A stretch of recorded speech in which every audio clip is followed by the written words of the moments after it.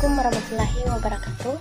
Perkenalkan, saya Nanda dengan NIM H05243222, mahasiswa Universitas Sulawesi Barat, program studi pendidikan guru sekolah dasar di kelas C. Video ini dibuat untuk memenuhi tugas pada mata kuliah Bahasa Indonesia dengan dosen pengampu Ibu Yuni Lestari, SPD MPD. Di sini saya akan mereview artikel ilmiah dari sebuah jurnal yang berjudul Analisis Penerapan Metode Games Education dalam Meningkatkan Motivasi Belajar Siswa Sekolah Dasar.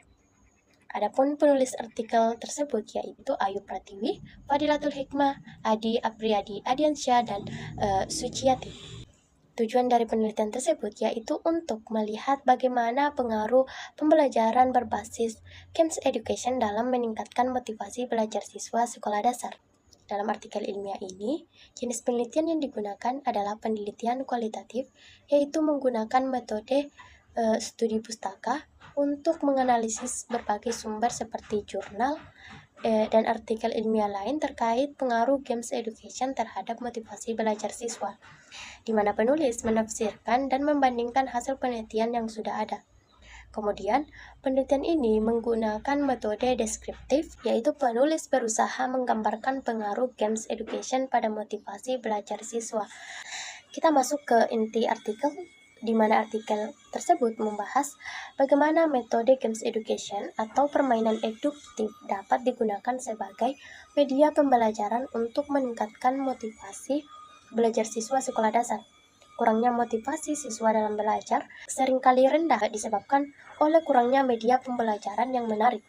Oleh karena itu, Games Education diusul sebagai solusi efektif karena sifatnya yang menyenangkan, mendidik, dan relevan dengan kebutuhan perkembangan anak. Hasil penelitian menunjukkan bahwa pembelajaran berbasis permainan berpengaruh positif terhadap motivasi dan efisiensi belajar siswa. Kita masuk ke bagian analisis penggunaan ejaan yang disempurnakan. Pada artikel ilmiah ini, saya mendapati banyak sekali kesalahan penulisan, baik kesalahan penggunaan kata baku, kesalahan huruf, spasi, dan lain sebagainya. Namun di sini saya hanya akan memaparkan beberapa saja kesalahan dari bagian-bagian struktur karya ilmiah tersebut, mulai dari abstrak sampai ke bagian ucapan terima kasih dalam artikel. Dan pada bagian abstrak pada kalimat kedua, terdapat kesalahan penulisan kata baku, yaitu terdapat kata penerapan yang sesuai dengan EYD seharusnya adalah penerapan. Kemudian bagian pendahuluan, pada paragraf pertama, kalimat terakhir, terdapat kesalahan spasi dalam kalimat. Namun kegiatan belajar secara formal dilaksanakan di sekolah, di mana sekolah tempat pertemuan guru dan peserta didik dalam kegiatan pembelajaran. Rifki 2015. Yang sesuai seharusnya kata di sekolah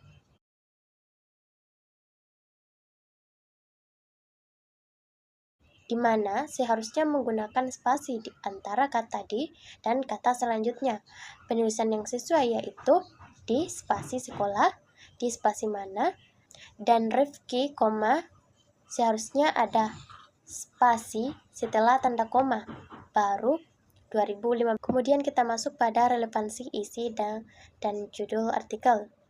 Menurut saya, judul artikel yaitu analisis penerapan metode Games Education dalam meningkatkan motivasi belajar siswa sekolah dasar, dengan isi artikel yang dapat kita lihat mulai dari abstrak, pendahuluan, pembahasan hingga kesimpulan sudah selaras dengan tema, yaitu sama-sama membahas tentang penggunaan metode Games Education untuk meningkatkan motivasi belajar siswa di sekolah dasar, di mana seluruh bagian dari isi artikel ilmiah menguraikan dampak positif dari metode pembelajaran tersebut. Relevansi isi terhadap judul artikel dengan jelas membahas bahwa pembelajaran berbasis permainan sangat berpengaruh dalam meningkatkan motivasi belajar siswa. Isi dari artikel tersebut juga menyajikan berbagai penelitian dan data seperti pengamatan yang dilakukan oleh penulis terhadap beberapa artikel yang mendukung efektivitas metode pembelajaran tersebut, sehingga isinya benar-benar sesuai dengan apa yang terkandung dalam judul artikel. Isi artikel tersebut membahas bagaimana metode permainan eduktif seperti penerapan model pembelajaran dalam permainan ular tangga, pembelajaran games tournaments, game petualangan si bolang, ludo raksasa, dan monopoli mampu membuat siswa lebih termotivasi untuk belajar. Data yang disajikan menunjukkan bahwa siswa yang belajar menggunakan permainan lebih aktif dan bersemangat dibanding siswa yang menggunakan pembelajaran biasa.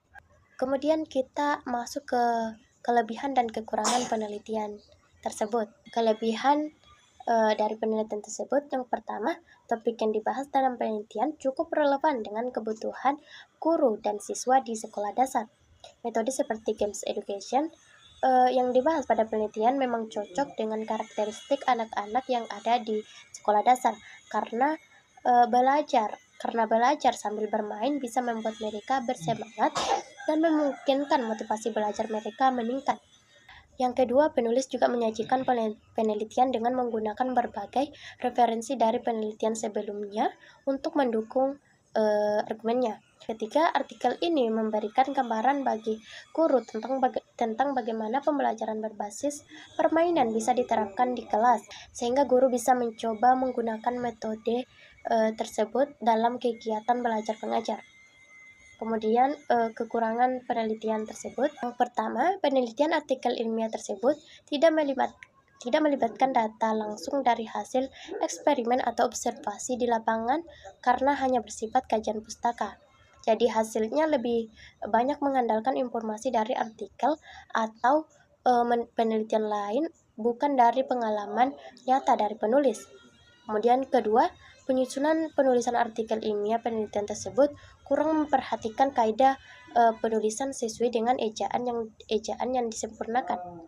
Kemudian yang ketiga, penyajian data kurang visualisasi untuk membandingkan data artikel yang mengutip banyak hasil penelitian tentang penerapan game education dan data kuantitatif seperti nilai rata-rata motivasi sebelum dan sesudah intervensi hanya disebutkan dalam teks naratif, di mana pembaca harus menggali informasi dari paragraf panjang untuk memahami hasil dari data atau penelitian terdahulu yang disajikan dalam artikel tersebut.